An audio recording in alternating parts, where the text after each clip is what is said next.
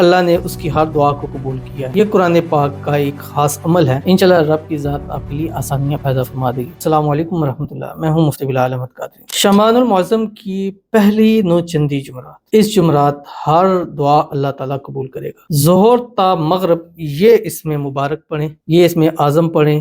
جس نے اتنی تعداد میں اس کو پڑھا ہے پھر اللہ نے اس کی ہر دعا کو قبول کیا ہے۔ آج آپ نے یہ عمل کرنا ہے اور آپ نے یہ ظہر سے عصر کے مغرب کے درمیان کرنا ہے۔ 11 مرتبہ درود ابراہیمی پڑھنا ہے جب ہم نماز کے اندر پڑھتے ہیں۔ اللہم صلی علی محمد وعلی آل محمد کما صلیت علی ابراہیم وعلی آل ابراہیم انک حمید مجید۔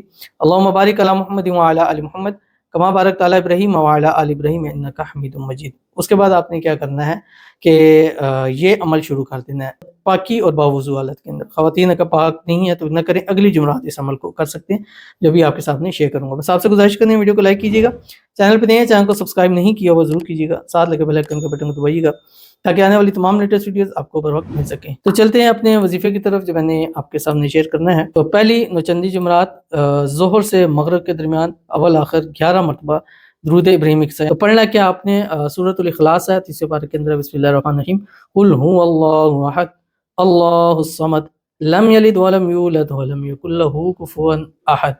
جب 300 مرتبہ ہو 11 مرتبہ درود ابراہیمی پڑھیں اور اللہ کے حضور ہاتھ اٹھا کے دعا کر لیں، انشاءاللہ رب کی ذات آپ کے لیے آسانیاں پیدا فرما دے گی۔ تو ضرور عمل کیجیے گا، انشاءاللہ پیدا ہوگا۔ ملتے ہیں انشاءاللہ پھر کسی نیکسٹ ویڈیو کے اندر، تب تک کے لیے اللہ حافظ۔